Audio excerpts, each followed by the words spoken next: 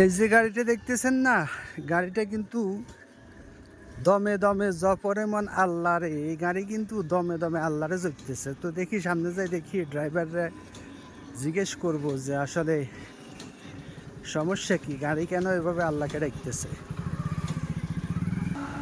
এই দুই ভাই এই গাড়িটা চালাইতেছে, এটা কিন্তু যে কোনো মুহূর্তে অ্যাক্সিডেন্ট হইতে পারে। তোমাকে বাড়ি কই? একটু জোরে কও। হাতিয়া। এই যে এতগুলো সামান ঘুরাইছো এটার মধ্যে, এটা তো আল্লাহরে ডাকি আছে, জিকির করতেছে গাড়ি।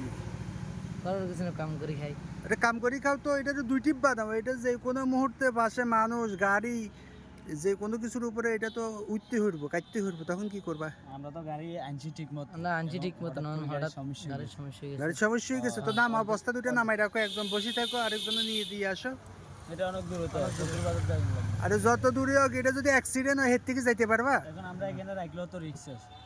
একজন বসে থাকো, একজন যাও। না সামনে নামাই তুমি, সামনে ওই এখান থেকে দুইটা বস্তা নামাই একজন বসে থাকো, ঠিক আছে? কারণ গাড়ি যেভাবে চলতেছে, পাশে দিয়ে মানুষ যাইবো, গাড়ি যাইবো, গাড়ির উপরে মানুষের উপরে পড়বো, তো পরে তোমার আর গন্তব্যে যাওয়া হবে না। কারণ গাড়ি কিন্তু অলরেডি আল্লাহরে বলাইতে আছে, এটা দেখতেছো? হ্যাঁ বস্তা দ্রুত নামাও, এরপরে যাও যেখানে যাওয়ার, ঠিক আছে?